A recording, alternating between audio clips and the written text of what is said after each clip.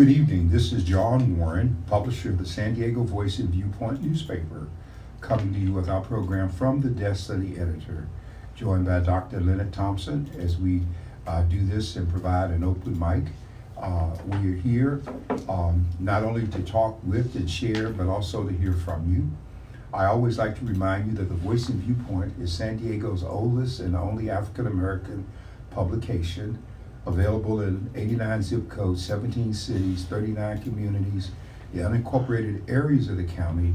Now on the internet at no cost, you can download our app in the Google or Apple store, and you can pull us up and follow us on our website, our news bites, and all of the things that we put online. You can also follow us on TikTok if you like. So we're really doing a number of things in terms of outreach.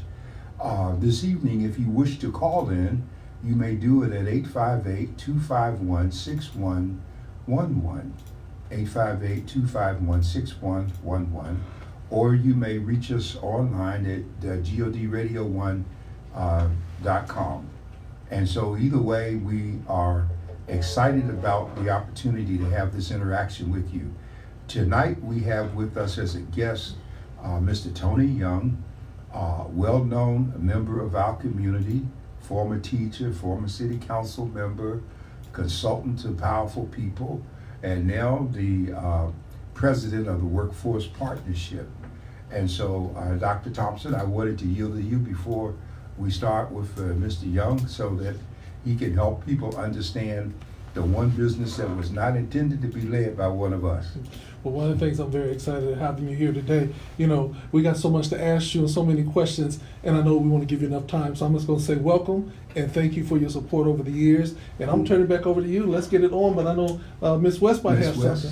Ms. West has joined us as the managing editor of the Voice of Viewpoint. And all of the substantive and important things you see in the paper are the results of her efforts. Okay, all they do is show it to me and see if I can nod, say yes or no. Well, I would just say, John, the newspaper looks wonderful. It's a great resource, very professional, and of course, we're going to, at the Workforce Partnership, and continue to look for opportunities to support you. Well, we appreciate it because it's the institution that we're seeking to preserve in our 68 year, 65, Tanya? 66 years. 64 year, I think we're in our 64th.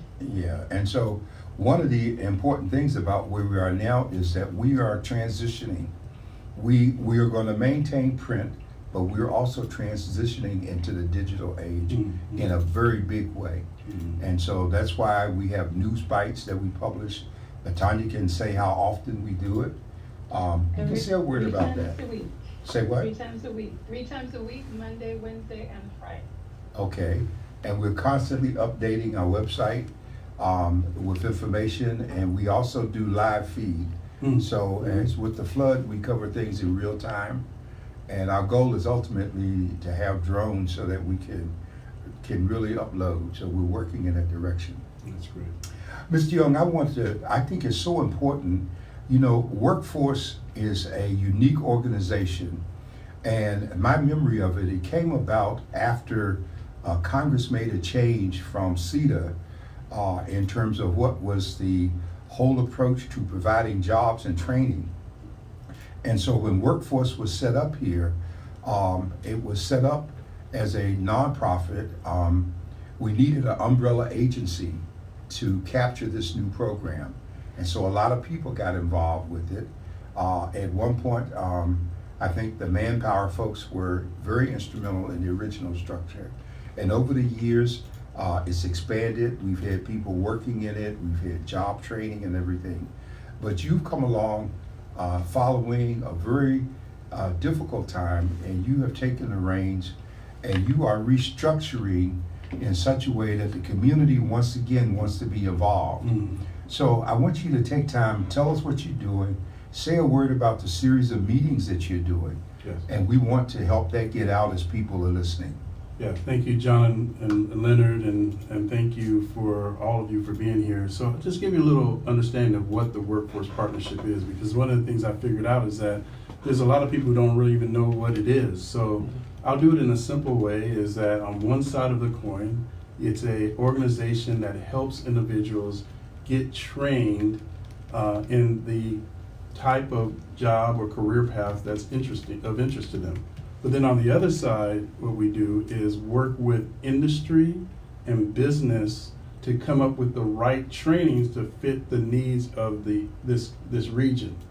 The other thing about the Workforce Partnership, it does have a very unique structure. We have 2 boards. It's actually a consortium of the county and the city, and then we're a nonprofit of that consortium. It is one of the largest, if not the largest, workforce boards in the country. And a lot of workforce boards are a part of the city government or the county government, but we're independent in that way, even though we have board members that are from the county board of supervisors and the city council. So it's a pretty unique structure. We have a role, and then we also have programs. We have different programs in the organization that deal with, and we just started, since I got there, we started one with reentry. We actually put workforce board sites in the jails so that we can work with folks before they come out. And we have a number of different programs, everything from cybersecurity to medical and issues related to building trades. So we do a lot of different things in regards to workforce development. I would also say the real important thing about this organization is the question is, and when I came here into the organization, it's pretty clear that there's a lot of individuals and organizations that are doing workforce development, and that's actually really good. Mhm. The question is where do we fit in? And I think it is about making sure that we facilitate, connect, support the entire region in regards to what the workforce development movement should look like in San Diego region. Can you say a word about your relationship with EDD, the Employment Development Department? Yeah. Because your people are on site with Right. them. So we have 6 different workforce development career centers around the region in North County, South County, Mid-Cities, East County, and most of those sites have co-inhabitors, which include EDD. So basically, the WIOA legislation says that we should cohabitate with them in our career center. So EDD is there, and we have other partners that are there will help the individual go through their process if they lost their job or if they've gotten dislocated. We work with them to help fit their needs. Well, one of my concerns is under the old leadership, everything seemed to be focused on just reaching students that were in school. Mm-hmm. And that represented a real deviation from the great-grandparent programs like the Manpower Development Training and then CETA. All of these programs were intended to reach people between 16 and 21 or 22, and many of the people reached were not in school. And so one of my complaints over the years was that workforce didn't reach out into the community enough to reach people, even though you have those 6 sites with people working. So can you say a word about how you're working to overcome that piece? I think we see things the same way. We see things the same way. I don't believe that our main role is to serve UCSD in San Diego State or UC San Marcos or San Marcos. I don't think we really should be partnering with other entities to address the communities that really need this the most. Mhm. That would be Southeast, Mid-City, Oceanside, San Ysidro, and some of our, I think the partners that I think make most sense would be the community colleges Mhm. or continuing education or some of the entities that are actually doing the real work when it comes to identifying folks that need training, the school district. That's who we should be focusing on. As a matter of fact, when we go into the future, I envision, and I think I have heard it from the governor say that that's where they're going to put a lot of resources going forward, which is going to be community colleges, apprenticeships there. We have apprenticeship programs there. So to me, it might look, I think my predecessor might felt that it was, shiny and really impressive to be at UCSD. I'm not impressed by that stuff. I'm impressed by us serving the people that we should be serving, which is our neighborhoods that we know of. Dr. Yeah, Thompson? yeah, and as we go through, there's things up on the board that if you guys want to address.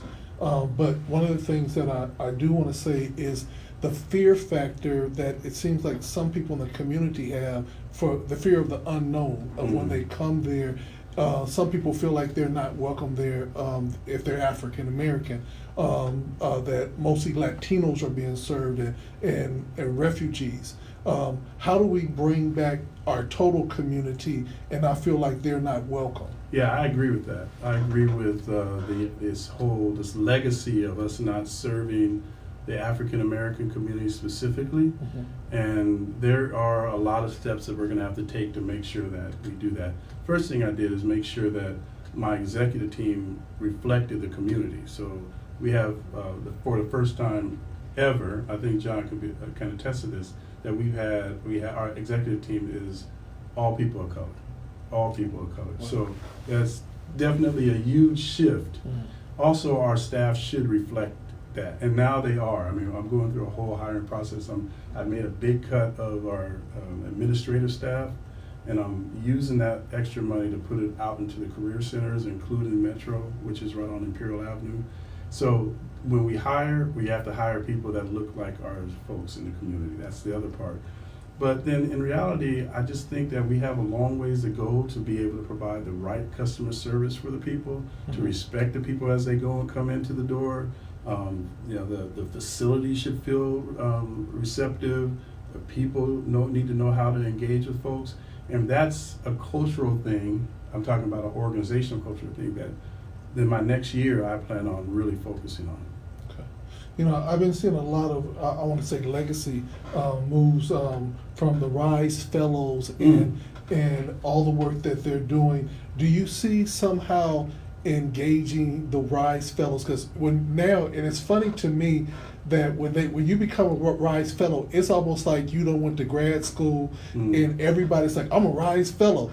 How are you seeing them come into the market with all the training and opportunities that's been given to the RISE program? Yeah, so the RISE program, just so people might not know, is an organization I started 10 years ago that focused on the urban community and tried to develop leadership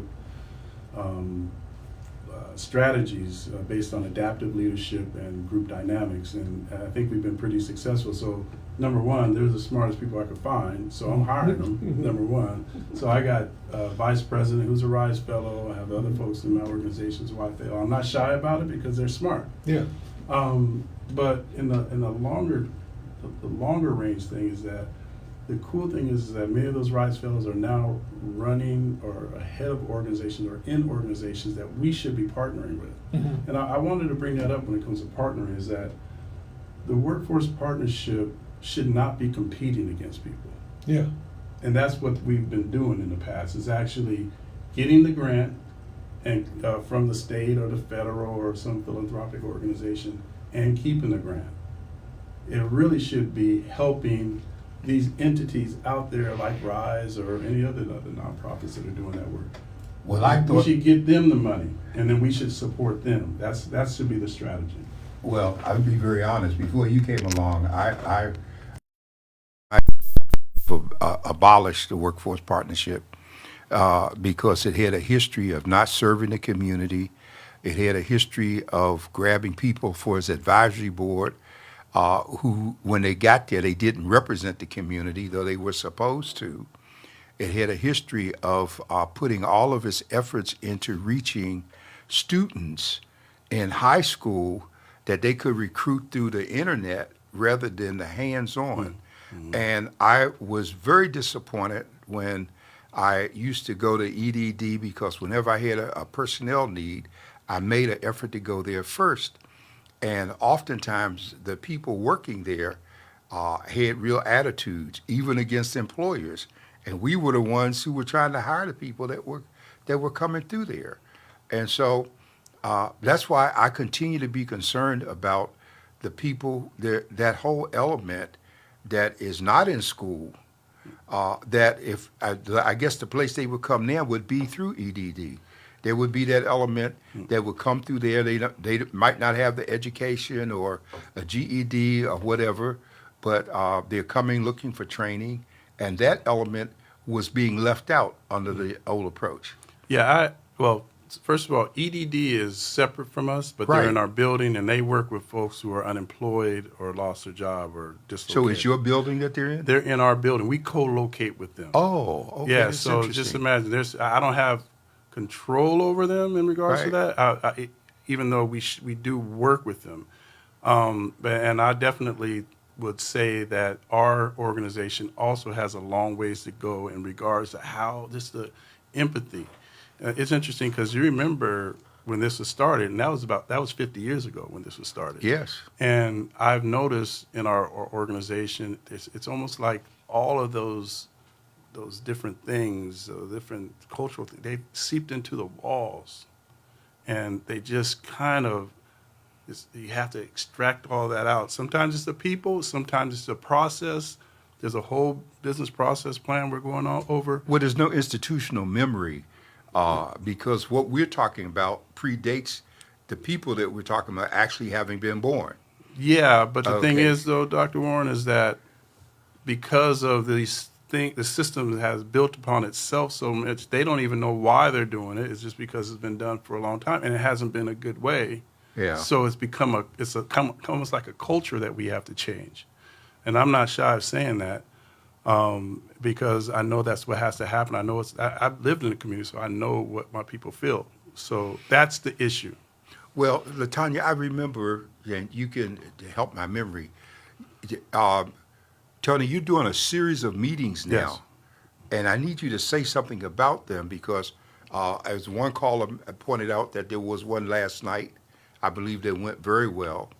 They weren't able to stay with it, and one of the things that we're trying to do is let people know that the community is bigger than Southeast because we live every place. And that's why we're trying to get people to understand that. And so even though you having these meetings in different communities, I think it's important that people go to some of these meetings outside of the community that they're used to so that they can see what's happening. Can you say a word about what you're trying to thank do at you. those meetings? Well, it was pretty clear to me, just again dealing with the culture and how we engage with communities, that we had to do something like this. And basically, what we're doing is what we call a 2030 strategic plan. We're actually creating a strategic plan, but this is the difference. And remember, we're all over, so it's going to be there's tomorrow. Right now, my folks are in Oceanside doing an outreach effort. We'll be in East County and El Cajon tomorrow.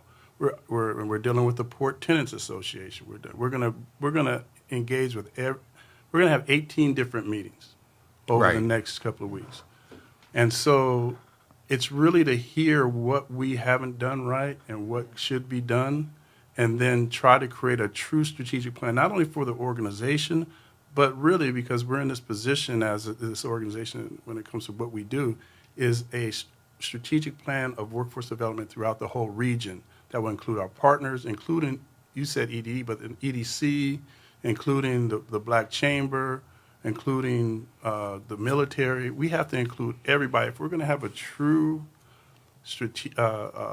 workforce development strategy within the region, all the stakeholders have to tell us what they're doing and what they think we can do for them.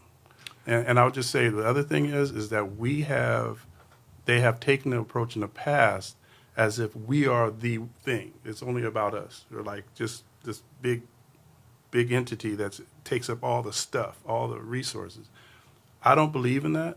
It should be us facilitating what's happening, working with Leonard to get some interns here, not keeping the dollars, but just helping to make sure the process happens, working with, we do interns as well. that's what I'm Okay. saying. And Tanya handles that very well because we've had interns from SDSU. I've had interns from Point Loma.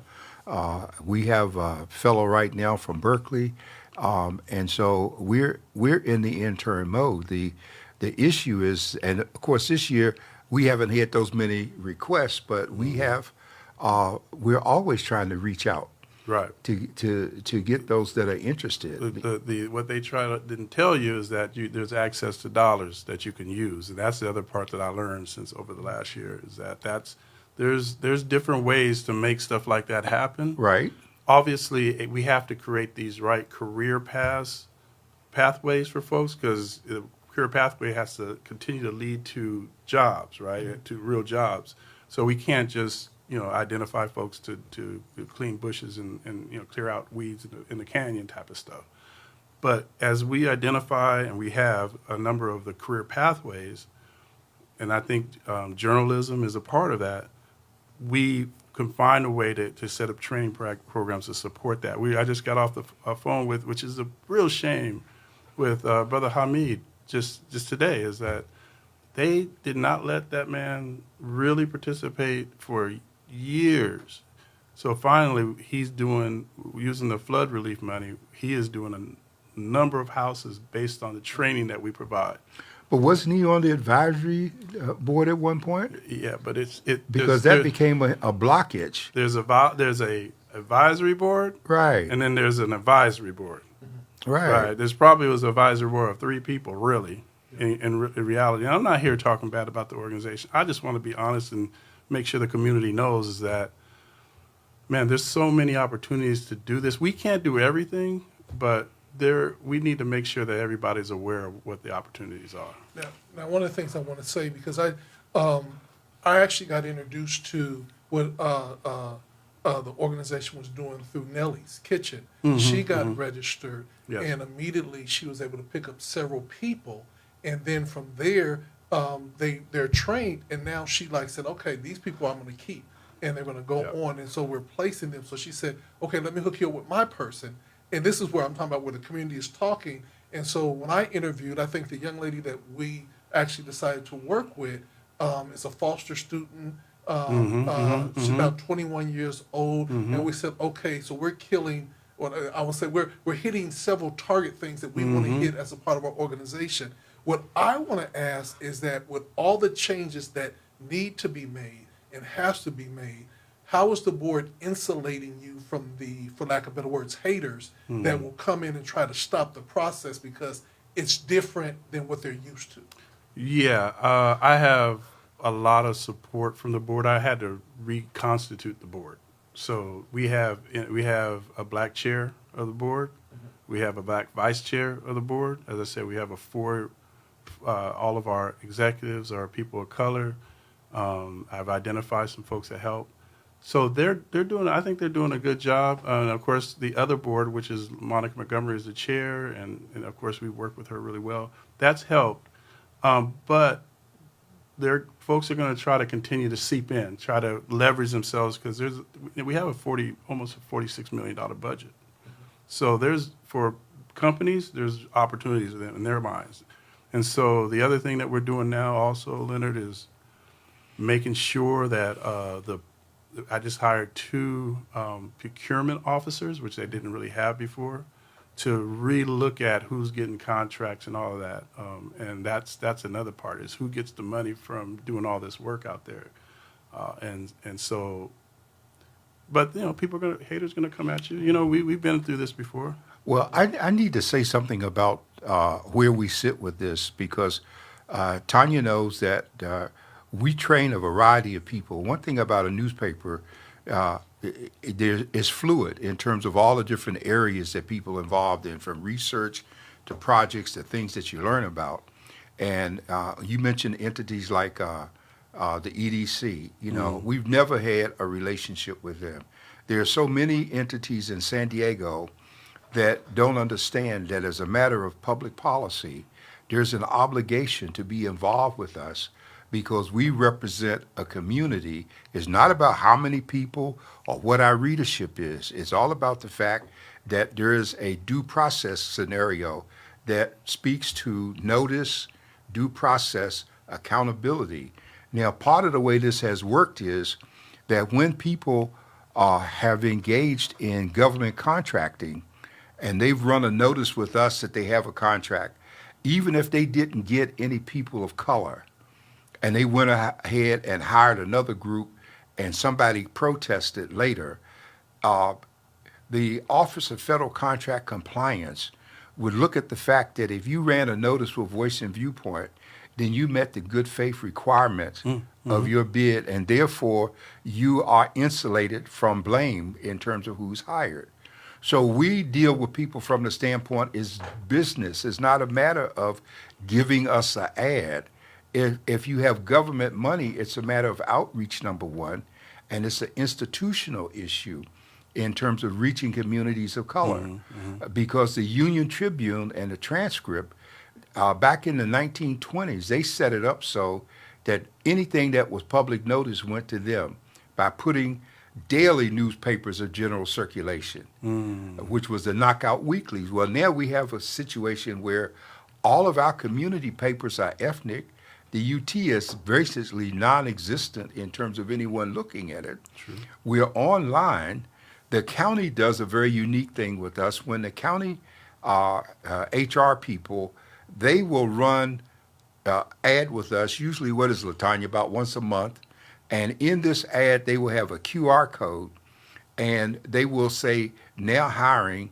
And when you scan that QR code, it'll take you to all the jobs that the county has available.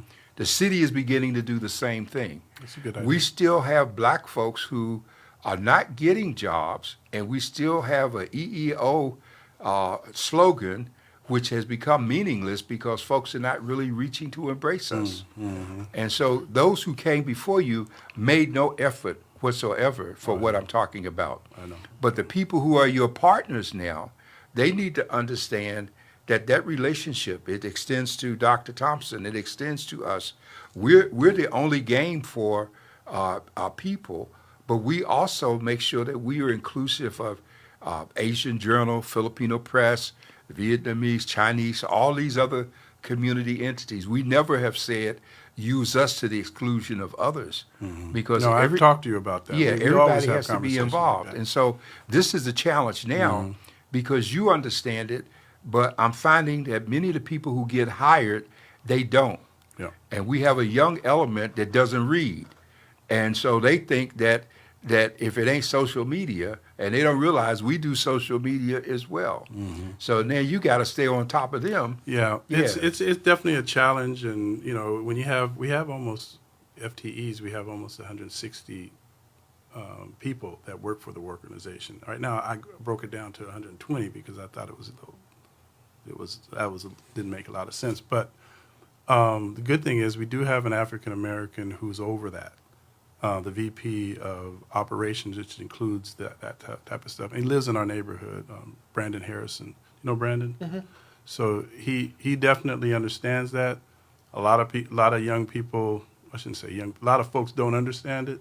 And it's my challenge as a CEO to continue to say it all the time until we change that culture to know that we need to work with our folks, and you know, the people who we serve are the people who you serve, and that's the challenge of a CEO. You guys have both been CEOs, so you understand that you got to continue to talk about it, let people know about it. I like to bring I like to sit in and bring other folks in from my staff to sit there and hear me say to the people that I work in the community that this is important to me. So it's a constant challenge. I'm not saying we're there yet, but we have to continue to say it. Well, we also reach out, and many organizations bring us in to talk to their organizations about what they're doing and how the connection is made, because many times they don't understand it. For instance, we just finished a session with the California Department of Public Health where we did lunch and learn dealing with Medi-Cal and the transformation of Medi-Cal, Right. which is very significant in connection with Cover California and health.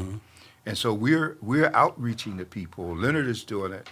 We're doing it with he just met with the young people in terms of a Stop the Hate effort for them. And LaTanya and I are working on a program with both Oceanside and El Cajon, Tanya? El Cajon, in terms of reaching out to them, because what I found over the years is we have a very diverse African community here that, you know, from the past 25 years we have struggled to get them inclusive was San Diego's black community. That's true. And even though language was an issue, we still got interpreters in some instances, but we're still trying to get these two elements together.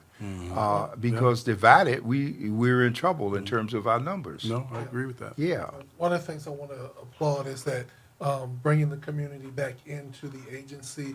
I think of Brandon, how he came here, went to college, grew up in the community. You know, for us, being that we grew up in the community, to see the young folks come up and then accelerate. He got married here. He kept his family here. Church boy, as I say, Yeah, the whole exactly, 9 yards. yeah. The question I would ask is that as the new vision is coming forward and that the direction is coming, could you walk this? I'm the dude on the street that's looking for help. What's my first move if I'm trying to get to Workforce Partners and how do I go about it?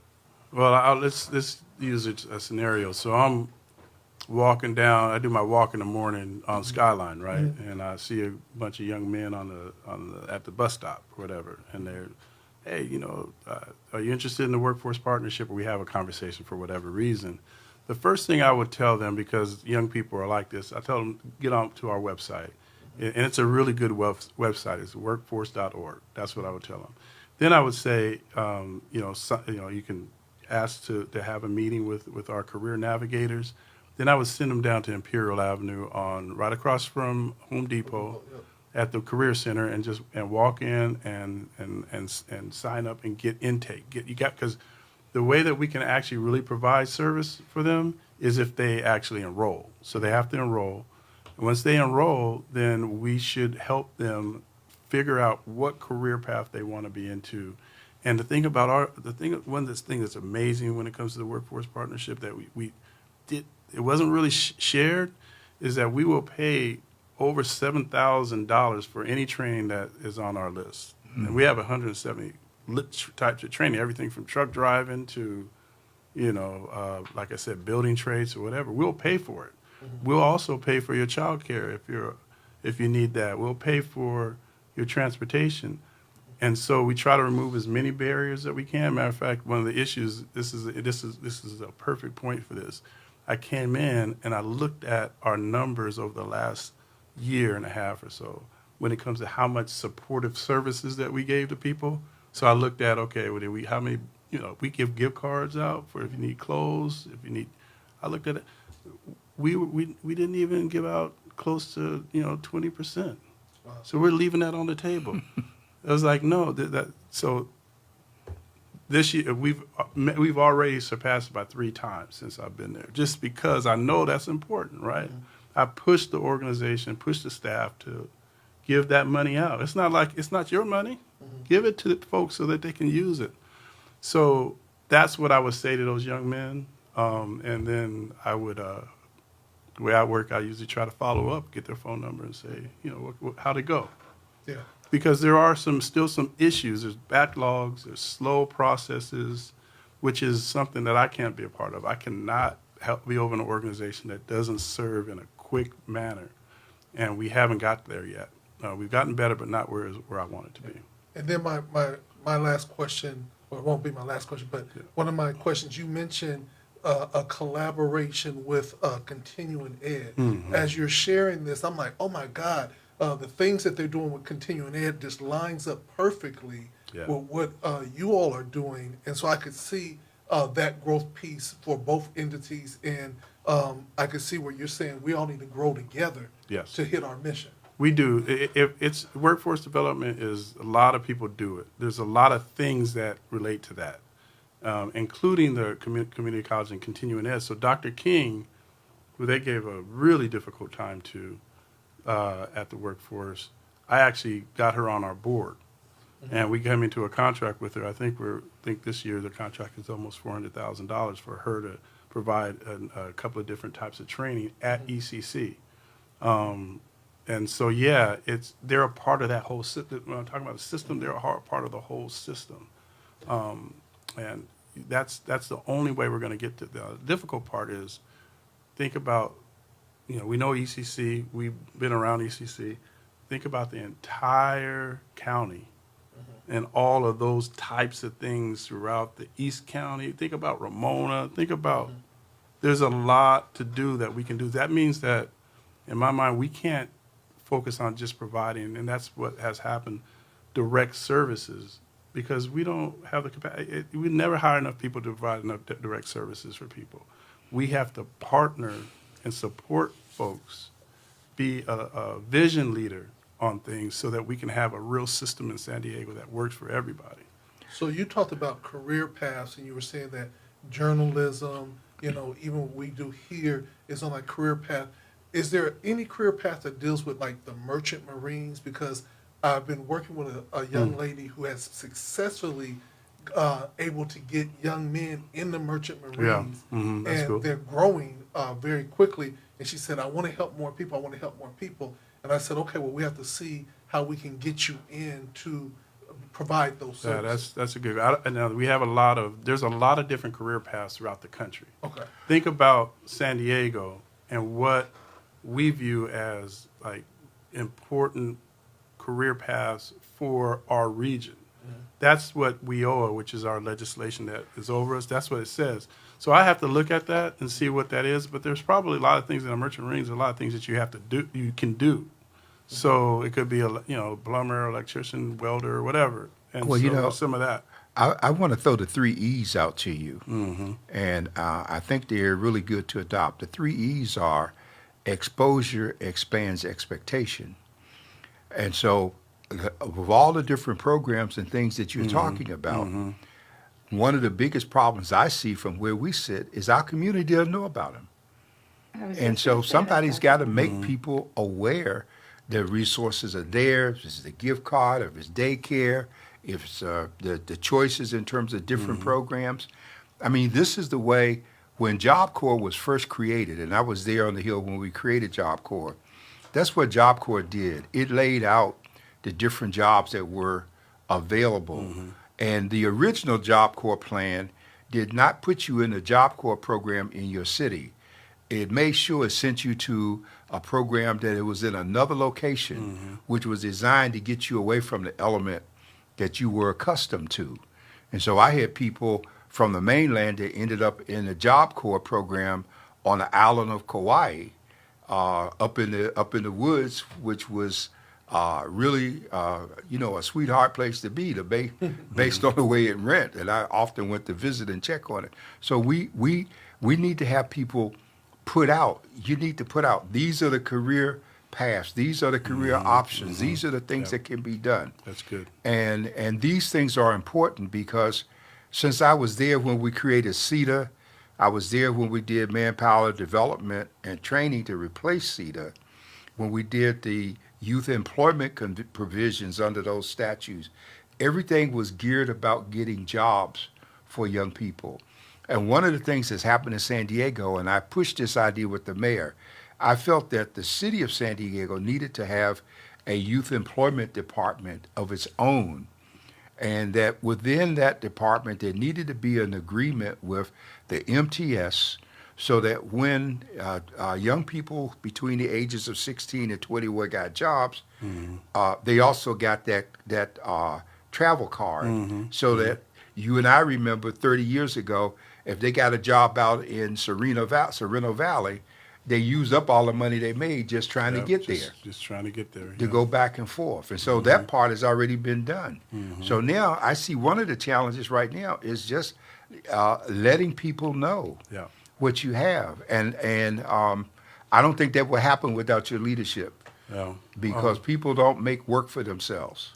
Yeah, I mean, but we have to do that. And I like that Job Corps analogy because everybody knows what the Job Corps does, right? I mean, it's a part of our nomenclature here. You know what I mean? We know it. Workforce, in some ways, I think maybe there was some purpose behind that. They were intentionally really not letting everybody real understand what's going on type of thing. But so it'll definitely take some years to get everybody else thinking about us like that. Right. But there's some things that we can do. I think our communication team has gotten. I let go of the whole communication team before, and I got a whole new one, and they're actually really good. But it's not enough. We have to be in front of people. We have to be at sites. I have all my VPs. They're all on they all have a charge of being on a different board in somewhere in the neighborhood. There's all these different things that we got to do, but it's going to take a while for people to understand what we can do for them. One of the things that, And can you just, go ahead, Tanya. Tanya. and can you just unpack that a little bit more in terms of what the workforce partnership actually does for those Yeah. who really don't know or they're Yeah. not clear? It's two things, and we're going to continue to say it, two sides of a coin. One, and there's a lot of things we do, but just to make it so that everybody can understand. One side is helping people be trained in the field that they're really interested in. How do we do that? We help pay for their training. It could be at community college. It could be at, Concord, nursing school. It could be a lot of different places. But we have dollars that we get from the federal government that pay for them to go through that process. We give them all these options, and they choose, and they go through that. So that's one side of the coin. The other side of the coin, if you kind of get on your helicopter and raise up and look over the whole region, what we're supposed to do is help facilitate and guide and understand what are the trainings that are going to help our particular region. So I work with a lot of different entities, industries, businesses. Like I had a meeting with the hospitality industry, and they need trained people. And so that might not be the same if you went to North Dakota. They probably don't have that kind of issue. So they probably have agriculture or something else. But for us, it's biotech, it's building trades, it's those different types of career paths that we are trying to focus on so that we don't have to go outside to hire folks. I want And to I'm ask really this. glad that you mentioned journalism because that is definitely a viable career, and it's particularly for us with local journalism because it's, we all know that mainstream media is not going to report like, for instance, our publication would. Exactly, So yeah. it's really encouraging for you to mention that and It- acknowledge that as a career path. It should be that career paths. I'm not sure what we call it. I'm sure there's one that includes journalism and communication as kind of a path to go through. And as long as we can identify that, then we can make a case on why we should be enrolling folks, training them so that they can work into that field. It could be also social media and all kinds of different stuff that you could be a part of that path. One of the things You're I so want encouraging. I'm sorry. I Yeah, no, can't that's see fine. you, Dr. Thompson. No so I problem. can't see when you're That's about to okay. talk. Just one more comment. It's just very encouraging what you're mentioning here and your commitment level because I personally have had conversations with family members and just wondering how are these young people going to get the help they need, because everything is automated. You have to call, or fill something out online. There's not that human element. So to hear that there's all these opportunities and you are committed to making sure that those opportunities and the dollars get where they need to go, and we need to know about it, the youth, adults, they need to know because otherwise, where's the hope there? Yeah, It's so important for young people and others to have hope in their institutions to know that there's a path yeah. for them. Leonard, I was going to say is that I took this job. Dr. Warren knows what I did before this, and obviously it's lucrative and you can do a lot of stuff with it. But I felt like this is the thing for me to do right now, for the community, and it's a good job. Don't get me wrong; it can be well paid and all that, but this is what I feel like I'm supposed to be doing right now, and I feel like the background that I've had when it comes to being a teacher and then being in politics and with policy, and I actually chair the board at one time here. It's a real exciting opportunity, but the part that I like about it is that it's going to be hard, and I like that because it's a challenge that I think I can actually meet with the people, with around me, and the board and all that. I wanted to ask this question because we're talking about the young people or the people that are coming through your program.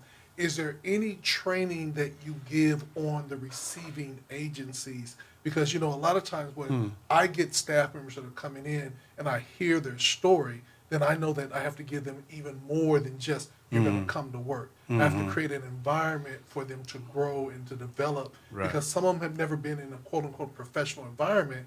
And so I'm not expecting, when you come in, you're going to do exactly this. There's certain things that I know that I want to sow into the young people or the adults that I get. Is there any type of training that is given to the organizations that are receiving? Because some organizations might say, oh, I'm going to get this free labor for 200 hours Yeah, and yeah, I'm going to yeah. be good. Versus others are saying, no, we want to make them a part of the family. And so we're going to be very selective so we can help. Yeah, I mean, that's a really good question because, obviously that's why you have bureaucracy, so that you can do things on a large scale, right? So we can't, I think every site should have a curriculum or training program for the individual that's on site to know and use. I don't want this is not just free labor here. Like, I know that's not what you're saying, but we have to make sure that we have the right strength training program. And we have a staff to help you do that. And so our side is we'll send somebody over. You've shown us that you have a curriculum that this individual will learn. Many of our OJTs, on the job training, we'll pay 3 or 4 months of it. But there's something at the end of it when it comes to just a certificate or something to that effect. And then we will actually administer the payments, the checks, and all of that for you. That's why I say we need to be a supporter, not us giving direct services. We need to support you so you can be you're the expert. And so that's how it works. You're just gonna have to, and we can help you with the curriculum. But I think most of the time, individuals has created a curriculum for them to follow. And I guess I'm not talking so much as a curriculum, because, as a teacher, you had Yeah, a I know. curriculum. Yeah, I know you. Yeah, for sure. You definitely know it. Yeah. Yeah, well, I'm saying, but you had a curriculum, but there were some kids that would come into your class that they just would need to say, Mr. Young, I just need to talk. Yes. And exactly, you would help yeah. them actually get to who they needed to be to even hear the curriculum. That's and, right. and I'm just I get saying, that. are any of the, is there any support for jobs to let them understand that when you get these young people, they might not be where you want them to be, but as a part of your curriculum, you got to have some empathy. You have to have some patience. You have to have that ability to have that, for lack of a better word, community Yes. parent. Yeah. Yeah. I think that's a good idea. I can't tell you how good we are at that because I haven't looked at the organization at that level. But I would also say that I'm not totally happy about how things have gone. I've seen some folks have in the past that 15 OJTs, and that's just not. It just doesn't work. And I don't want to get too close and talk too much inside baseball, but it has to be done in a real professional way so that people get something out of it. But also, that's the whole part of being an OJT is to get that real life experience. These young people it might even not be a young person, needs some help, some guidance, some mentoring, that type of thing. So. Well, Mr. Young, this has been a great time, and I wish we could do more. We'll get back together with you I again. appreciate the We opportunity. have about Thank 10 you. minutes left we're going to throw in some other things we're All going right. to talk about. But we're glad that you came out. Thank you. And this is going to be archived. It'll be online. Yeah. Dr. Thompson, you can tell them again where they can pick It's this on, up. It's on YouTube. It's on their Facebook page. Oh, I know how to find you guys. Okay. Yeah. Oh, yeah, Okay. I watch you guys. So I Okay. know how it Okay. goes. And Okay. yeah, I definitely appreciate the opportunity. You guys have some other things to talk about. But for me, it really is an honor to continue to serve like this. I mean, I just really am thankful for this. And so Well, thank just you for giving me remember- this platform. We're interested in all of the areas that you have these meetings going, not just in our area. Well, if you get Yes, on workforce.org, Right. we have a list of all of them. Yeah, we saw the list. Yeah, so those are, and then we'll probably add on one for homeless or unhoused. Yeah. We'll add on one for work at the port, what they Right. think, and then the third one is military. Okay. And so we also want to offer that if there are some additional people on your team that you would like to come on and share or whatever. In to particular let us know. programs, Yeah, yes. I gotta- so that we can support getting the word out. I got a couple of really great ones for you. You guys would love Okay. talking to them. But thank you so much. Well, we thank you All right, for so- being with us. So All does right. this mean I can step out? Yes. Is there a commercial coming on? Yeah, we're gonna rush through these few 9 minutes we have and do some more stuff. Appreciate it. Okay. You guys have one. And be in touch. Okay. So, Dr. Thompson. Yes, sir. You know, these kind of meetings are important. We had a lot to cover, and we're doing stuff. I want to mention that the Democratic National Convention is going on right now. This is night 3. We've seen people from California delegation. They were there for the roll call last night with the governor and Maxine and Pelosi and folks that we know locally. We saw them all in the audience, so it's been a big event. And so we still have issues going locally. You know, we were having Black Men and Women United, and we've been talking about a meeting that took place last week was the pretext stops, and we're in touch with the chief of police in terms of establishing a community meeting where we can do more. And one of the things that I mentioned last week editorially was that we don't have to wait for the San Diego Police Department to change its policy on either pretext stops or curving people. All we need to do is get the city council to pass a policy that outlaws those things, and it's done. Because the police department will never do it on its own since it's controlled by the Police Officers Association, and their contract doesn't allow a lot of what we're talking about. So we have a lot of things that we're still working on. We're still dealing with the unsheltered. We're still dealing with evictions and the whole attitude at City Hall in terms of a couple of contracts that have raised some real eyes for us. And we want to continue these discussions that we're having. And can I interject, Dr. Warren, that we've been getting some letters to the editor related to that pretext stop article and Project 2025. So for those of you listening, you might want to check that out in the paper this week. All right, Miss West, you can't see me because I'm cheating with the cameras today, but can you just give us this a quick snapshot of what to additionally expect? I know there's a lot getting ready to go on with the Voice and Viewpoint. So just give us a quick run through before we get back to Dr. Warren. What to expect from this week's paper? And what's coming up? I know you got some plans. And, you know, y'all getting ready to travel, do some great things up north. Come on, just give us a quick snapshot. Well, we're going up to Sacramento next week for the Ethnic Media Services Awards, so that's going to be exciting. Lots of updates on the website coming. We have a survey that is on the website now, so you can go and visit and voice your opinion about certain things and have your voice heard. So, am I missing it? I'm sure I'm missing. But y'all getting fancy. Y'all getting cameras to record things and lights, and you all are getting portable Oh, yeah. sound systems, and y'all even got a canopy now with your name on. I'm like, the Voice and Viewpoint, the branding game is going off the chain. Well, it's about to get further off the chain with the items that are coming from T-shirts to mugs to caps and the whole bit. And one of my favorite slogans that's going on the back of shirts is that we're the keepers of the ink. Okay. Oh, that's I like that. I like that. Okay. Because remember, people without a voice cannot be heard. Yes. And so what I think is really exciting about this is that the opportunity for young people to tap in now. You know, for some of you all that say, I want to let my voice be heard, the Voice and Viewpoint is an amazing place to do an internship with. And I'm going to tell you guys this from the giddy up. If you can make it under the direction of the Voice and Viewpoint and Dr. John Warren, if you can make it in that newsroom, you will be able to make it in any newsroom in America. There's no question. You certainly will be. You will be. And you know what? We realize that we have a generation that's not reading as much, and so we're doing more with social media. That's why the news bites and the e-blasts and all of these things. But at the same time, we have to read. As we complain about what we don't know, if you want to hide something, you put it in plain view, in writing, and a lot of us are missing opportunities because we're not reading. So we want people to keep reading.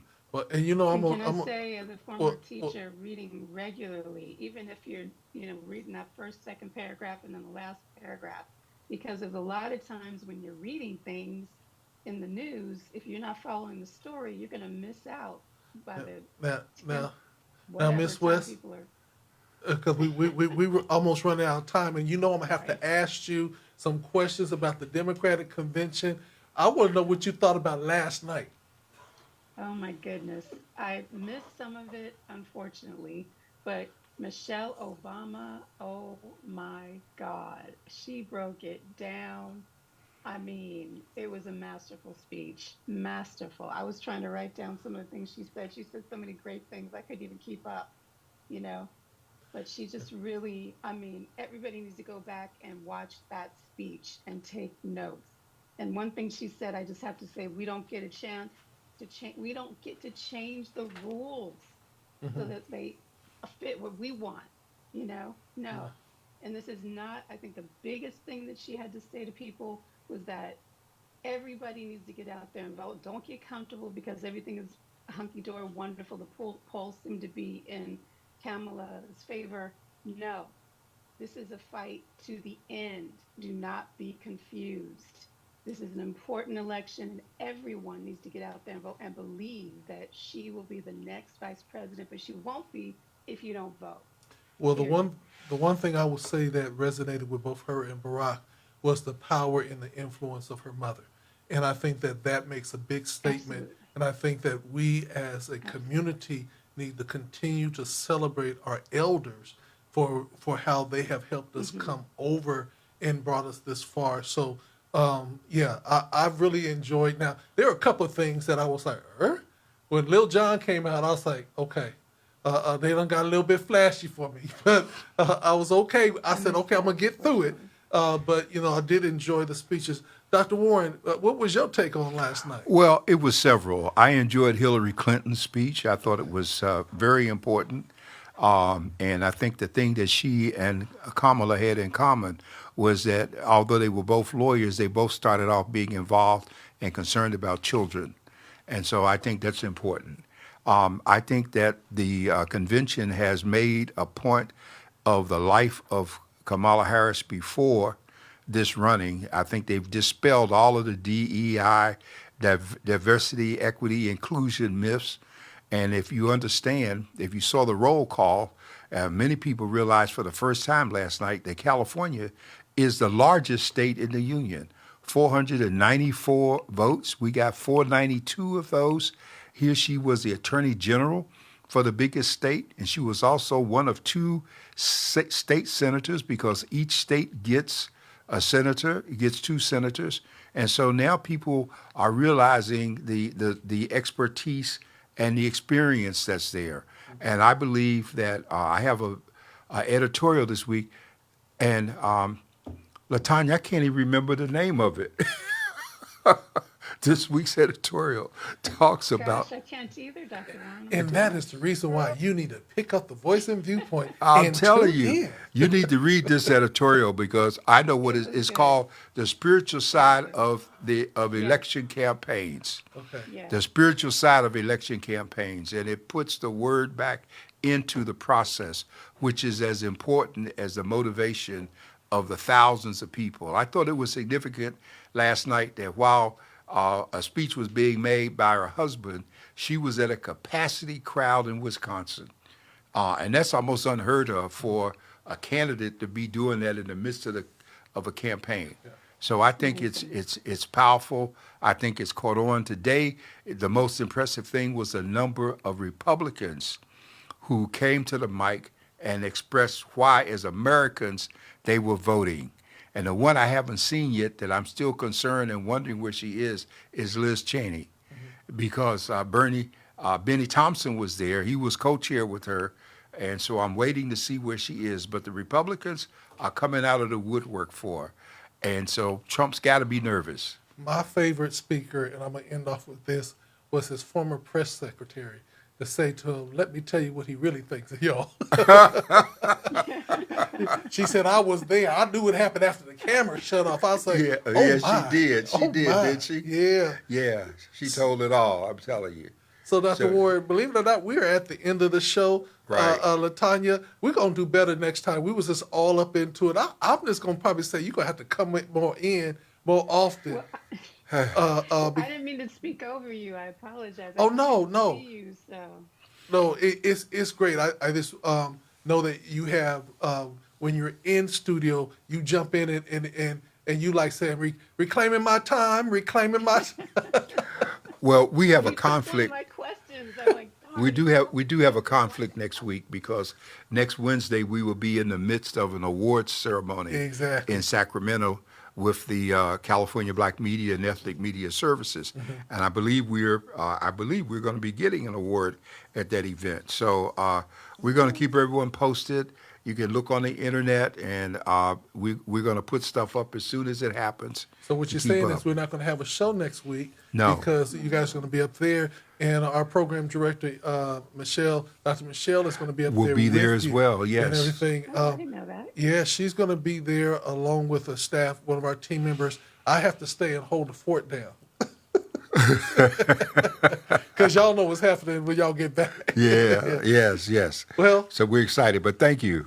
this is from the Desk of the Editor with Dr. John Warren, Miss Latanya West, Managing Editor, and myself. We want to thank you all for tuning in. And again, thank you to Mr. Young for coming in and being a part of the show. Again, have a good evening. Good Y'all evening. be blessed.